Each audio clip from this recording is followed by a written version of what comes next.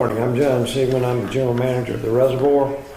This morning we're 12 to 18 hours away from the peak of the flow coming into the reservoir and 24 hours or so away from the peak flow reaching the spillway.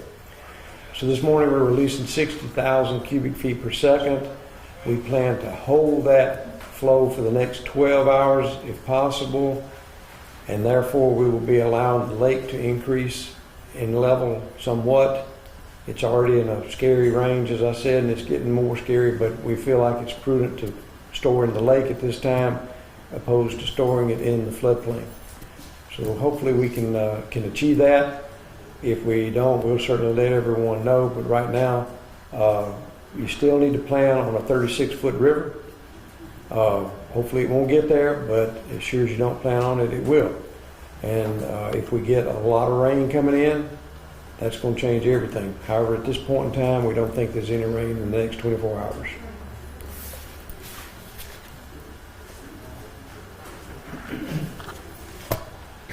I had Chad Archmont with the National Weather Service. Just like what John was saying, I'm not going to repeat all the inflows and things coming to the reservoir, but the key point is, as he alluded to, everything's a little sooner. So the water coming in the reservoir is probably 18 to 24 hours sooner. So when they release all that water, what that's going to do to the river gauge that we use at Highway 80, it's also going to crest a bit sooner. We were talking about Tuesday, but we're looking at Monday into Monday night as the crest. So that's the peak, but as we touched on the last few days, just because it crests on one day doesn't mean there's no impacts on other days around that. We already are having water. The current stage is at Highway 80 is at 34.6 feet. So that's going to be the steady rise until we get the crest, but it's also going to be a slow fall. So it looks like we're going to be in the flood waters that we're seeing even today, probably well into the end of the week, Thursday, Friday, with then a gradual recession after that. So just wanted to reiterate kind of the main point is the sooner arrival of the higher water and the crest. John touched on too the potential for additional rainfall. We're kind of lucky. It's more isolated, scattered type activity that we've seen yesterday. So that was less. That was really good. The next few days there are rain chances out there every afternoon, but it's more isolated and scattered in nature, and that really shouldn't add a lot of water to the area. However, localized, 1 to 2, maybe 3 inches.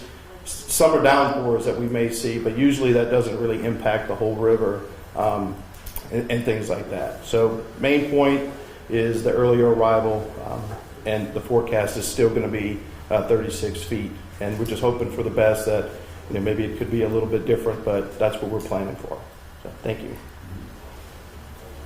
Good morning, and as promised, the coalition is with you early and often, as we said from the beginning. So we're here today to provide additional update with respect to the events that we expect. The river will crest 24 hours earlier than initially projected. I've already received calls from individuals wondering or questioning whether they should get out now. If you are capable of getting out now, get out now. Get out as soon as possible to prevent any incident or challenge with people trying to leave the area all at once, or any concern over whether the river crests sooner than you may anticipate or our projections. These are all projections. We're trying to give you this information to the best of our ability to pinpoint those timelines. The governor has declared a state of emergency for the impacted areas already.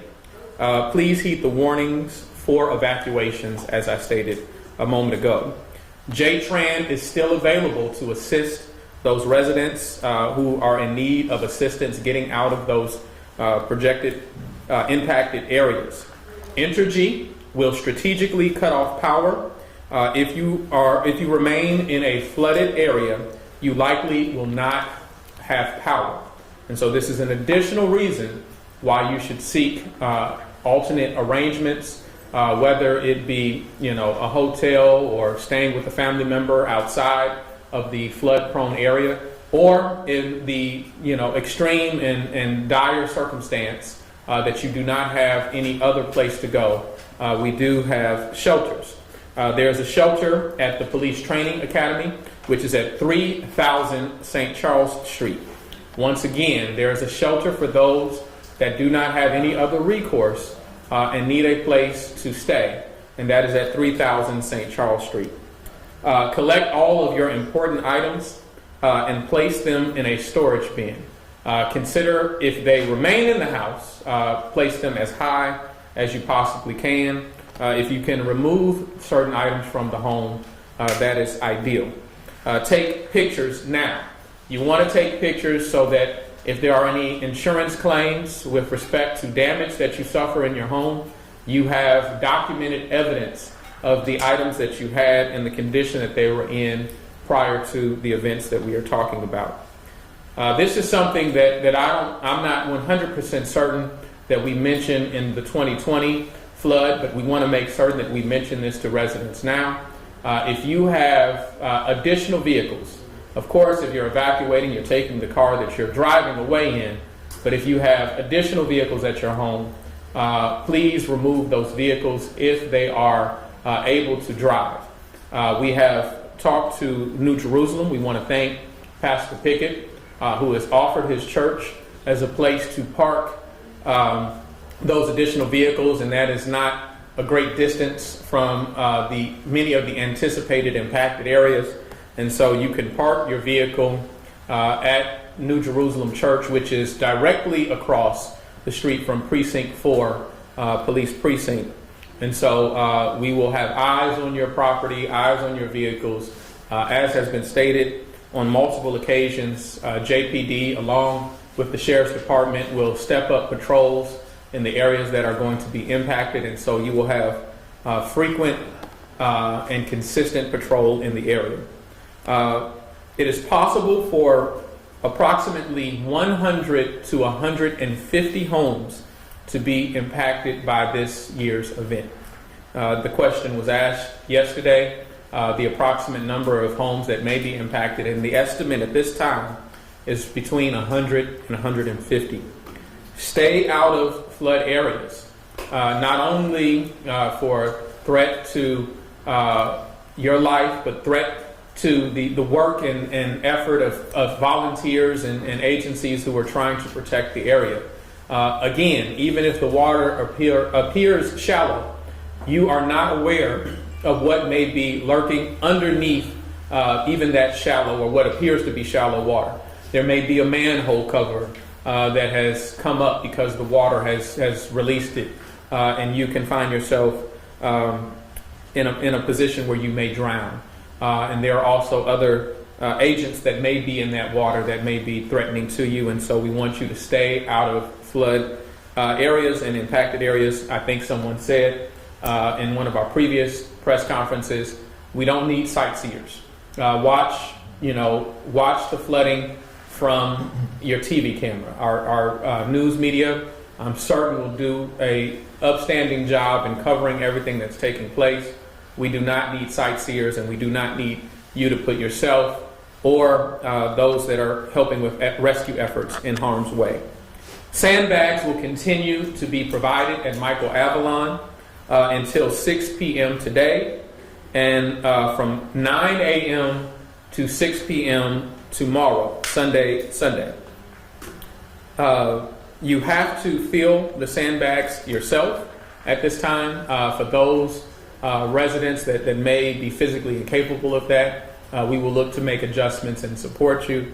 But because of the great need for sandbags and the many residents that are coming, please help us out. We will provide the sandbags, but if you are capable of filling them yourself, help offset the amount of manpower or labor that has to go into filling those sandbags for the multiple residents that are in need. 311 is open for support during evacuations. Please call 311. Do not call 911 for immediate emergencies. We want to make certain that line stays available to those residents, not only in those impacted areas, but across the city who need to call 911 for other emergencies. So call 311 if you're in need of sandbags, if you want to know where water distribution is, if you want to know about JTRAN and its evacuations, any number of things that we have spoken to you about over the last few press conferences, call 311 for that assistance. The city's website will also continue to be updated for tips regarding this event. And lastly, I want to provide you a list of streets that as of today are already impassable. That is Foxborough, Harrow, Riverwood, River Glen, River Cove, and the corner of Yucca at Rolling Wood. So those are the streets that are already, as of today, impassable, and the list will only grow. Thank you.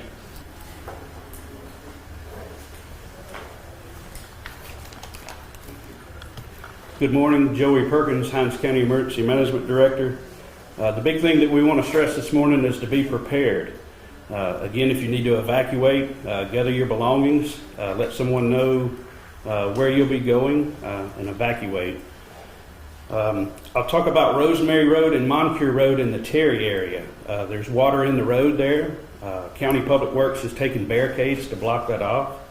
So if you can avoid that area, that would be great. The Big Black River in Edwards is still within the banks. Everything's good there.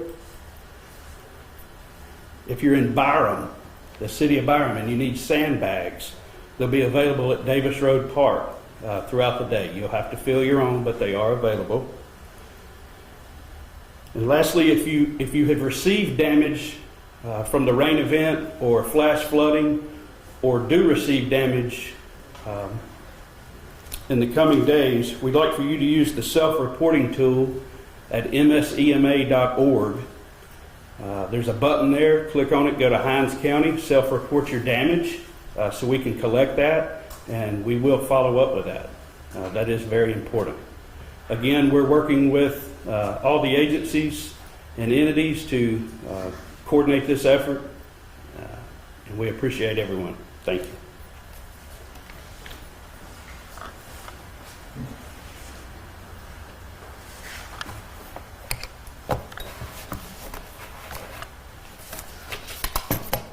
Good morning. I'm Tamika Smith-Jewett, the Executive Director for the Southwest Mississippi Chapter, American Red Cross, and I'm going to give you an update on our activity. Last night we had one person stay overnight in the shelter located at the Jackson Police Academy, and that shelter remains open, and we opened that shelter ahead of time just so that people aren't rushing around at the last minute looking for a place to stay. We did this for the safety of not only the residents, but for our workforce as well, who is working in, the volunteers working in that shelter. So we just heard the mayor mention, get out now, find a place to go in your plans, to activate your plans. So I think that was a really good thing on our part to go ahead and get started. So if anybody needs a place to stay, you can go to that, to the Jackson Police Academy, where friendly volunteers are there to welcome you. I also want to share that we have training going on this afternoon for sheltering volunteers. So if anyone is interested in working in our shelters, because we just don't know what this event may look like, so we're starting to offer sheltering training for other activities that may come up. If you are interested, you can go to our Red Cross office today from 4 to 6. From 4 to 6 at our office in Flowood, located at 9 Riverbend Place in Flowood, and that's from 4 to 6. We're going to also have training going on tomorrow, and that time frame is from 2 to 4 p.m., same location, our Red Cross office in Flowood, 9 Riverbend Place in Flowood. So again, all this information will be on our social media sites. And for people out there who all the time, from my experience, every time there is a disaster, people always say, I want to work in a Red Cross shelter. So this is the perfect time for you now to get that training. Come on out after church or this afternoon if you have time, and get certified to work along with us and and help our communities repair and recover from any sort of disaster. So that's all that I have. And again, just refer to our social media sites if you have more need for details about what the Red Cross is doing in response to this flooding. Thank you.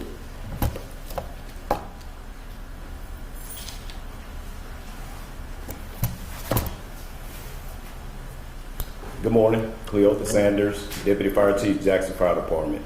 Again, we just like to, in the mayor's words, appreciate our coalition who has assembled together to support this event for our City of Jackson residents. We want to continue to reiterate some of the safety points that has already been stated. Make sure that if you are do not walk through standing water, do not drive through standing water.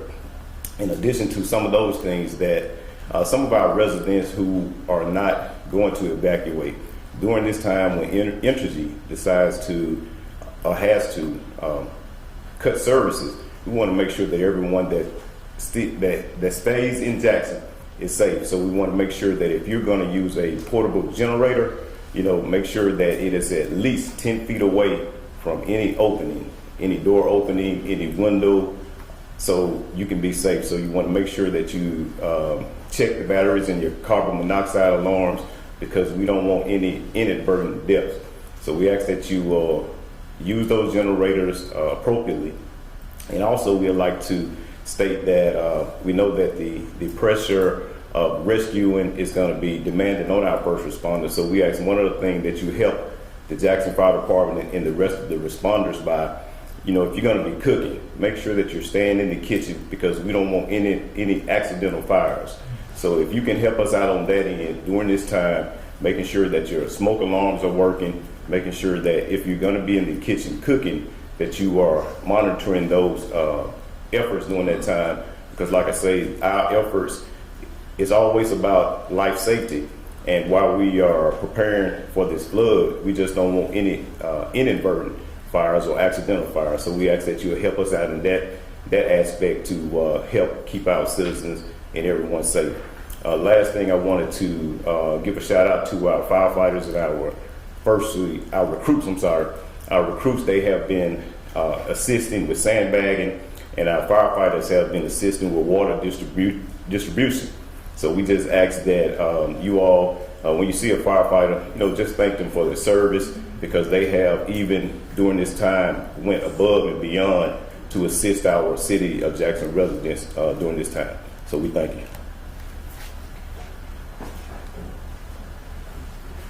Good morning. Joseph Wade, Assistant Chief of Police. First of all, I want to commend the hardworking men and women of the Jackson Police Department. They are our heroes and our sheroes. They have a very thankless and a very selfless job. I want to thank them for the work that they've done thus far during this event, okay? Also, as we move to our disaster preparedness phase, I've talked to the staff. Now, we prepare all the time for these type of situations. Proper preparation prevents poor performance. So, with that being said, as we prepare, we ask that you prepare. You prepare. Help us help you. Help us assist you. Help us mitigate this situation. Now is the time. Prepare for the worst and pray and hope for the best. I would like to say that we're very proud to be working with the Red Cross. We've offered our Police Training Academy as a shelter. We'll be there to receive you. You will be safe. We'll make sure you're well protected there, and want to thank you and pray for your vigilance. We are Jackson strong, and we will get past this. Thank you. Good afternoon. Tyree Jones, Hinds County Sheriff. Of course, we've already heard about the status of the Rosemary Road area as it relates to the county part, and how it will be affected or has been affected as well. There has been an evacuation from that area as well, from my understanding. So of course, Hinds County Sheriff's Office will be conducting patrols in that area. I'm not exactly sure if there will be any mandatory power outages in that area right now as well, but we are continuing to monitor that area as well as other areas surrounding that grid as well. Another thing that's very important is we are still working collectively with the Jackson Police Department as it relates to patrols in the Northeast Jackson area.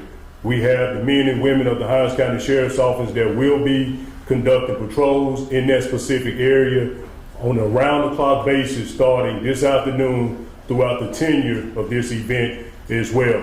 One thing that the citizens should know, if it's a non-emergency and you need the Hinds County Sheriff's Office, pick up the phone, dial 601-352-1521. That's the number to our communications division for a non-emergency situation. Another thing that's very important that we need to speak about as well are people that will be evacuating with pets. That is something that we need to address. Find the best way that you can to secure your pets. Find the best place for your pets. Of course, you don't want to leave your pets behind when you evacuate your residence. Make sure that your pets are safe and make sure it doesn't be a situation where the sheriff's office, the police department, or the Hinds County EOC have to go in and rescue pets, and we don't know exactly who these pets belong to as well. Again, I'd like to thank the men and women of the Hinds County Sheriff's Office and everybody else that's working collectively to make sure that we are properly addressing this event and doing everything that we can to make the citizens feel safe and their properties feel safe as well. Thank you. Good morning. Eric Green, the Superintendent of Jackson Public Schools. Just want to again echo the thanks for the mayor, the city officials, our county officials, all of those who are working together, and of course our partners and all those who just love Jacksonians, working together to try to understand the situation and to anticipate thoughtfully the implications of the flood event and to plan as effectively as possible. Very briefly, for our part, with Jackson Public Schools, given the timeline, the updated timeline that we've come to understand, we will be making announcements likely by the end of this evening for our parents and staff members, of course, of those in schools that are likely to be impacted by the flood. We know by previous experiences and certainly in other times that the soonest that we can get information out to families, the sooner you can plan for any changes to our schedules and that sort of thing. And of course, for all of the team members with Jackson Public Schools, we just want to do our very best to make smart decisions and to keep folks safe while also ensuring that all of the services that we provide through the school system, not the least of which the education of our young people, but also feeding and other aspects of our programming that our scholars and families have access to that as much as possible. So to our families, we will be looking to get additional and updated information with regard to Monday and Tuesday out to those affected families, and we will go from there. And we are in constant communication with the city, with city officials, with the police department, and using the modeling and the updated information to ensure that our plans are in lockstep and aligned with the best and the most accurate information. So just appreciate all of the patience that folks have had with us, and look forward to all of us getting through these times together. Thank you. I have a few additional announcements to make related to the water concerns in certain parts of the city and just south of our city. So with respect to Byram, repairs were made and the pressure is being restored to those residents that have been suffering from low or no water pressure. South Jackson residents that are on the well system should be seeing relief soon, and the South Jackson residents on the surface system should be seeing gains. Coming out of the water treatment facility, there has been consistent water pressure coming out of the water treatment facility, so they are continuing to monitor where there may be breaks or valves potentially closed, maybe due to electrical challenges or many other circumstances, and so you should be seeing gains soon. crews are still out checking lines and valves. For South Jackson residents who remain without potable and non-potable water, I want to make it clear that the fire stations in your area have been instructed to help you to offer non-potable water for you. You do have to bring containers in order to house that non-potable water, and we ask that you do so or make arrangements for even neighbors or friends that may be unable to make that trip. As I instructed or advised yesterday, our constituent service division and our fire department, who have been helping over the last couple of weeks with the distribution of water, have now had to prioritize the distribution of sandbags. And so we ask that you support your neighbors. We are also providing water pallets to each council person, and there will be distribution in your area coordinated by your council representation. Last thing I wanted to say with respect to water is that while the issue of turbidity was solved within 24 hours at the water treatment facility, we have been unable as of late to test in the 120 locations that are necessary in order to lift the boil water notice because of consistent rain. And so if we have that consistent time where we don't have rain, then we will be able to resume sampling and prayerfully lift the boil water notice. With that, I will open up for questions, but I do want to say once again that we're very grateful for this coalition, which ranges from city departments, our school district, to the county and the state. They have been available. They have been, on the money with support for all of our residents. When we potentially see the worst, that is when they are at their best, and so we're grateful for them.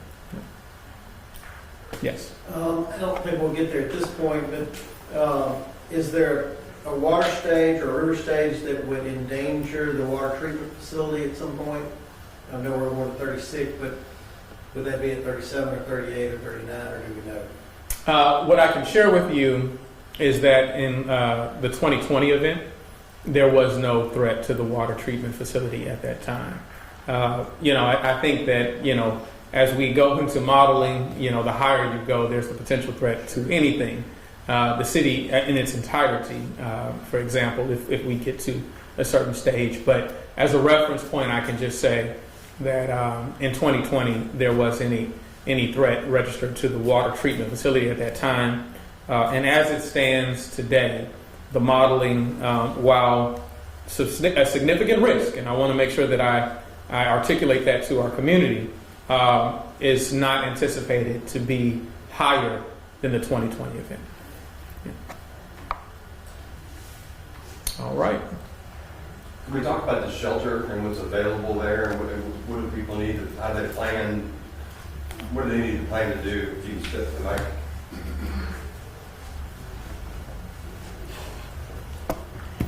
Anyone that enters a shelter, we do ask that you bring some items with you to make your stay there comfortable. So maybe if you need extra snacks, even though we'll have things like that, but just things that to your liking, to bring those items with you. Maybe extra pillows if it's your favorite pillow. So lots of times we have little games for children. Just things to make your stay there comfortable. We recommend maybe at least 2 to 3 days, or however longer you think that you'll need to be away from home. But there's usually light snacks. We do have feeding that goes on there as well for shelters. And we do have a lot of volunteers that do different levels as far as the special needs that people may need in our shelters. And so that's one of the reasons we are asking people to volunteer with us if those needs arises. It may be special medications that people have. We do have people that can go in and listen and work with our health services to make sure people have the items that they need as well. So just whatever you need to do to make yourself comfortable for a while you're there.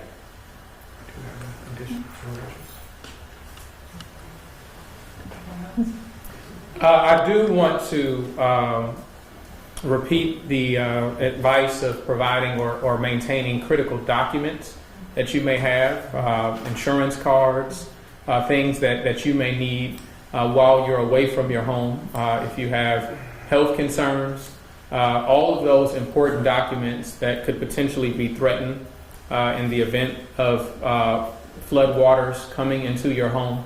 We want you to have those securely with you and available for your needs. I do want, I'm sorry here.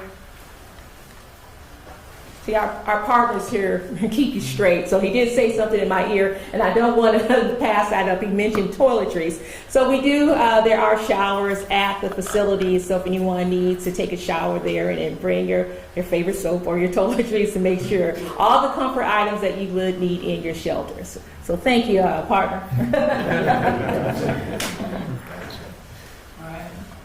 All right. Thank you. Thank you very much. Appreciate you.